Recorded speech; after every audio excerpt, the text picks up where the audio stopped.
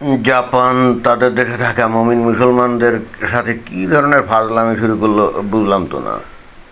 এই যে একটা খবর বের হয়েছে, উদ্বোধনের পরই সংকট, জাপানে পাকিস্তানের মসজিদ ভাঙার আশঙ্কা। এবং ইন্টারেস্টিং ব্যাপার হলো, পাকিস্তান এমনিতে একটা ভিখারি রাষ্ট্র হলেও, একটা ব্যাংক রাফ্টে কান্ট্রি হলেও, সে কিন্তু কী করছে, ওই যে পাকিস্তানের যে লোকজন কিছু ওই যে জাপানে কাজ করার জন্য গেছে না, তো পাকিস্তান সরকার কি করছে, তাদের জন্য একটা মসজিদ তৈরি করে দিয়েছিল। এবং এই মসজিদটা তৈরি করার নেতৃত্বে ছিল ওই জাপানে পাকিস্তানের যে অ্যাম্বাসেডর সে। তো ইন্টারেস্টিং ব্যাপার হলো, নিজেদের দেশের লোকজন খাদ্য খাবার পায় না, ভিখারি, তারা ভিক্ষা করতে যায় পৃথিবীর বিভিন্ন দেশে। তারা কিন্তু আবার দেখেন যে জাপানে বসবাসকারী মুসলমানদের জন্য একেবারে তাদের হৃদয় কাঁধে মসজিদ তৈরি করে দিয়েছিল। কিন্তু ওই যে বেরসিক জাপানিরা এখন কি বলছে, যে ওই মসজিদটা নাকি অবৈধভাবে তৈরি করা হয়েছিল, মানে সঠিকভাবে পারমিশন নেওয়া হয় নাই। আর নিলেও যে নকশায় ওই মসজিদ করার কথা, সেদিকে না গিয়ে সম্পূর্ণ স্বাধীনভাবে মুসলমানরা ওই মসজিদ নির্মাণ করছে। তো তখন এই যে কী বলছে, যে উদ্বোধনের পরই সংকট, জাপানে পাকিস্তানের মসজিদ ভাঙার শঙ্কা। অর্থাৎ এখন জাপান সরকার বলতে চাচ্ছে, যেহেতু ওই মসজিদটা সঠিকভাবে নির্মাণ করা হয় নাই, সরকারের আদেশ নির্দেশ সঠিকভাবে পালন করা হয় নাই, অতএব এই জাপানে থেকে কি মসজিদ ভেঙে তারা গুড়ায় দিবে। তো এইটা কি অনেকটা মামাবাড়ির আবদারের মতো না? দেখেন, চিন্তা করে যে কদিন আগে আমরা দেখলাম যে কোনো একটা নতুন জায়গায় মসজিদ হবে বলে ওই জাপানে থাকা মুসলমানরা সিদ্ধান্ত নিয়ে তারা ওই অঞ্চলের যে প্রশাসন ছিল তার কাছে একটা দরখাস্ত দেয় যে আমরা একটা মসজিদ নির্মাণ করব। তো বেরসিক জাপানি সেই প্রশাসন তারা এই জিনিসটা পাবলিককে জানায় দেয়, পাবলিকদের জানায় দিলে পরে পাবলিকরা কিন্তু ব্যাপকভাবে বিক্ষোভ প্রদর্শন শুরু করে যে কোনোভাবেই এখানে মসজিদ করতে দেওয়া যাবে না। এটা নিয়ে ব্যাপক বিক্ষোভ, প্রতিবাদ, মিছিল, মিটিং এগুলো হয়েছিল। এটা তো কয়েকদিন ধরে সোশ্যাল মিডিয়াতে ব্যাপকভাবে প্রচারিত হচ্ছিল, মেইন মিডিয়াতে তো ছিলই। এরপরে আর একটা আইন জারি করছে এই জাপান, মানে ওয়ান আফটার অ্যানাদার, মানে মুসলমানদেরকে তারা গণ্য করছে মুসলমানরা কোনো সভ্য মানুষ না, তারা ইসলাম দ্বারা আক্রান্ত হয়ে তারা, মানে জাপানিদের ভাষায় তারা যাকে সভ্যতা মনে করে, একজন মুসলমান ইসলাম দ্বারা আক্রান্ত হলে সে সভ্য জগতে টিকে থাকার মতো বা সভ্য জগতে থাকার যোগ্যতা সে হারায়। অর্থাৎ অন্য কথায় তারা বলতেছে একজন মুসলমান কি হয়, অসভ্য আর নাইলে অতি উন্নত সভ্য, তাই না? এরকমই। এখন কোনটা হবে কে জানে। তো এই জাপানিরা কয়দিন আগে কী বলছে, যে জাপানে যদি কেউ মারা যায় তাহলে জাপানে সরকারি আইন হলো তাকে একেবারে ওই তাদের দেশে যে বৈদ্যুতিক চুল্লি আছে না, চুল্লিতে কি পুড়িয়ে ছাই করে দেওয়া, এটাই তাদের নিয়ম। এখন মুমিন মুসলমানরা তো তাদের কেউ মারা গেলে তাদের লাশ তো ছাই করবে না। তো তারা একটা জায়গায় কবরস্থান বানাবে বলে একটা চিন্তাভাবনা করছিল, বা হয়তো কেনা, মানে জমি কেনার একটা কোনো উদ্যোগ গ্রহণ করছিল। জাপান সরকার জানতে পারার সাথে সাথে সেটা তো বন্ধ করেই, উল্টে মুসলমানদেরকে বলে দেয়, তোমরা যদি তোমাদের মৃতদেহের কবর দিতে চাওই তাহলে সেটা তোমাদের নিজেদের দেশে নিয়ে গিয়ে করো, আমাদের দেশে এই সিস্টেম হবে না।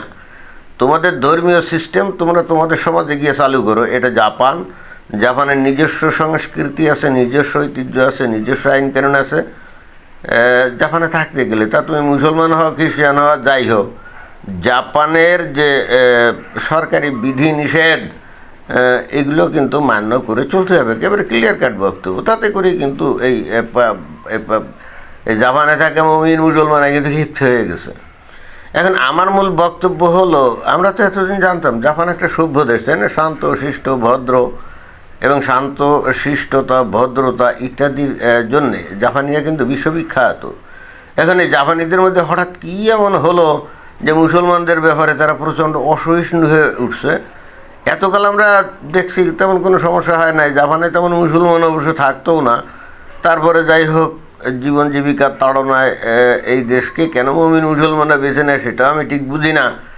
যেখানে ওই হালুয়া রুটি খাওয়ার জন্য কোনো অমুসলিম দেশে মুসলিমরা কিন্তু থাকতে পারে না, কিন্তু আমরা দেখছি যে হালুয়া রুটি খাওয়ার লোভেই গিয়েছিল, গিয়ে আবার প্রচণ্ড মুমিন হয়ে গেছে এই জাপানে যাওয়া মুমিন মুসলমানরা। এবং এটা খালি যে জাপানে হয় তা তো না, পৃথিবীর অন্যান্য সভ্য দেশগুলোতেও কিন্তু তারা হয়। কিন্তু অন্যান্য দেশগুলোতে তারা যে জিনিসগুলো খুব ইজিলি করতে পারে সেই জিনিস কিন্তু তারা জাপানে করতে হিমশিম খাচ্ছে। জাপানের বর্তমান কর্মকাণ্ড দেখে অনেকটা এই চায়নার মতোই মনে হচ্ছে। চায়নার সরকার, চায়নার যে বর্তমান কমিউনিস্ট সরকার, এরা তো মুসলমানদের ব্যাপারে একেবারে খড়গহস্ত। মুসলমানদের ধর্ম পালনেরও অধিকার নাই, তারা ইসলামী নামও রাখতে পারে না, মাথায় টুপিও দিতে পারে না, আলখাল্লা পরতে পারে না, তারপরে নারীরা বোরখা বা হিজাব নিকাব এগুলো কোনো কিছুই করতে পারে না। আর বলেছে যে ইসলাম এর সম্পর্কিত কোনো বই কারো বাড়িতে যদি থাকে তাকে সন্ত্রাসী হিসেবে গণ্য করে ধরে কিন্তু জেল হাজতে ঢুকাবে। তো এই ধরনের আইন কানুন কিন্তু জাপানে আমরা বেধড়ক দেখি। এবং এগুলো কি মানে আমরা এতদিন তো তাদেরকে সভ্য হিসেবে জানতাম। তো চিন্তা করে দেখেন যে মুসলমানরা এই জাপানে এখন যে যেগুলো করছে, অন্যান্য সভ্য পশ্চিমের দেশগুলোতে তারা কিন্তু এগুলো করে পার পেয়ে গেছে। তারা বলছে আমরা রাস্তায় দাঁড়িয়ে নামাজ পড়ব, তোরা কী করবি, আমরা একমাত্র আল্লাহর কাছে আমরা ভয় পাই, আল্লাহকেই আমরা ভয় পাই, আমরা তোদেরকে ভয় পাই না। আর আমরা আমাদের আল্লাহর নির্দেশে আমাদের গায়ে যে শক্তি আছে সেই শক্তির ভিত্তিতে আমরা রাস্তায় গিয়ে নামাজ পড়বো, পারলে যা পারিস তাই কর। এবং আমরা দেখলাম যে পশ্চিমের দেশগুলোতে অনেক ক্ষেত্রে এগুলোকে মেনেও নিয়েছে। ইদানিংকালে এই যে ব্রিটেনে দেখা যাচ্ছে যে তাদের যে আছে সংসদ অধিবেশনে পাকিস্তানি মুমিন মুসলমানরা যে গ্রুমিং গ্যাং করে অল্প বয়সী মেয়েদেরকে ধরে নিয়ে তাদেরকে যৌন নির্যাতন করত এবং করে টোরে একটা পর্যায়ে তাদেরকে আবার মুসলমানে কনভার্সন করত।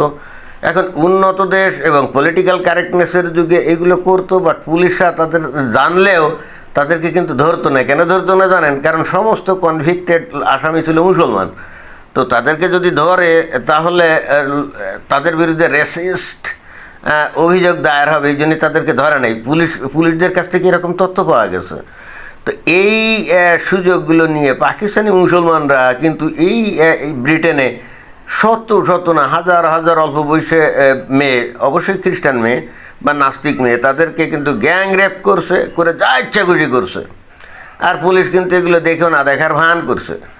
তো এবং সেই হেতু আমরা কিন্তু মনে করতাম যে ব্রিটেনের ধ্বংস অবশ্যম্ভাবী, কারণ সেখানে মুসলমানদের আশ্রয় প্রশ্রয় দিয়ে যা শুরু করছিল তাতে ব্রিটেন কতদিন ব্রিটেন হিসেবে টিকে থাকে নাকি ব্রিটেনিস্তান হয়ে যাবে, এটা নিয়ে কিন্তু আমরা একটা আশঙ্কার মধ্যে ছিলাম। এখন মনে হয় যে ব্রিটেন একটু নড়ে চড়ে বসছে। এই যে দেখলাম যে তাদের ওই হাউস অফ কমন্সে এইগুলো নিয়ে কথাবার্তা হচ্ছে। তো আমি আসলে যে জিনিসটা বলতে চাচ্ছিলাম যে জাপান বাদে অন্য যে কোনো গণতান্ত্রিক উন্নত দেশে এই মুসলমানরা যা ইচ্ছে খুশি করে তারপরে বলে এগুলো আমার গণতান্ত্রিক অধিকার। কিন্তু তারা তো তাদের দেশে, অর্থাৎ তারা যেখানে সংখ্যালঘু গরিষ্ঠ সেই সমাজে তো অমুসলিমদেরকে এইগুলো করতে দেয় না, কি দেয় না। কিন্তু চায়না আবার এগুলো পাত্তা দেয় না, যে দর তক্তা মারতে পেরে জাতীয় আচরণ করে। এই যে মুসলমানদের সাথে কেউ ইসলামী কোনো আচরণ কোনো কিছু করতে চাইলে তাদেরকে ধরে নিয়ে জেল হাজতে ঢুকায়।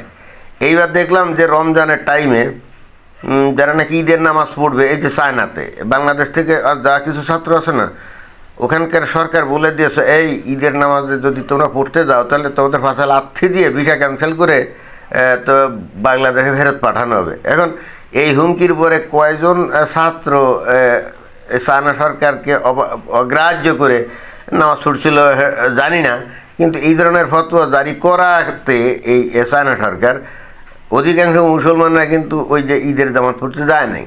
তো এই হুবহু একই পদাঙ্ক অনুসরণ করতে যাচ্ছে মনে হচ্ছে এই জাপান। অর্থাৎ বলতে চাচ্ছে যে রাস্তায় নামাজ পড়া যাবে না, যেখানে সেখানে মসজিদ তৈরি করা যাবে না। তারপরে পরিশেষে একেবারে চূড়ান্ত আঘাত হানছে এই জাপান এই মুসলমানদের সাথে, কি মসজিদ তৈরি করতে দেওয়া যাবে না, তারপরে ওই লাশ ফোটানোর জন্য ওই বৈদ্যুতিক চুল্লিকেই ব্যবহার করতে হবে। এবং তারা বলতে চাচ্ছে যে পাকিস্তানের কষ্টার্জিত অর্থ দিয়ে একটা মসজিদ তৈরি করা হয়েছিল জাপানে, জাপান সরকার বলছিল এগুলো তারা ভেঙে গুড়িয়ে দিবে। তাহলে এখন কি একথা বলা যায় না যে জাপান এতদিন যাদেরকে আমরা ভদ্র এবং সভ্য সমাজ হিসেবে জানতাম তারা প্রচণ্ড রকমভাবে ইসলাম বিদ্বেষী হয়ে গেছে? এটা যদি আমরা জানি তাহলে প্রশ্ন হচ্ছে যে তাদের মধ্যে এত প্রচণ্ড ইসলাম বিদ্বেষী হওয়ার কারণ কি? মুমিন মুসলমানরা কি এটা একটু যে দেখবে যে হঠাৎ করে তারা যে এত প্রচণ্ড ইসলাম বিদ্বেষী হয়ে গেল কেন সেটা হলো, এই কারণগুলো বের করার জন্য কি তারা একটু সময় ব্যয় করবে? ধন্যবাদ।